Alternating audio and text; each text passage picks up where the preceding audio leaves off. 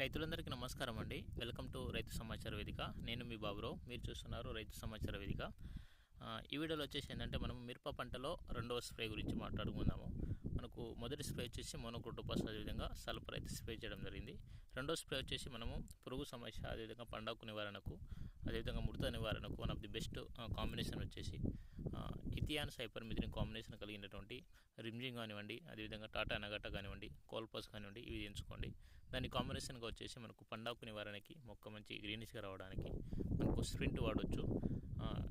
అది మనకు ఒక కార్బండిజం, అదేవిధంగా మ్యాంకోజం టెక్నికల్ కలిగినటువంటి స్ప్రింట్ అయితే స్ప్రే చేయడం జరిగింది. ఈ రెండు కాంబినేషన్లో స్ప్రే చేసుకున్నట్లయితే మనకు అన్ని రకాల పురుగు సమస్య, అదేవిధంగా ముడత సమస్య, అదేవిధంగా మనకు పండాకు నివారణకి రిమ్జిము, అదేవిధంగా స్ప్రింట్, ఈ రెండు కాంబినేషన్లో స్ప్రే చేసుకుంటే మనకు ఎక్సలెంట్ రిజల్ట్ అయితే వస్తుంది.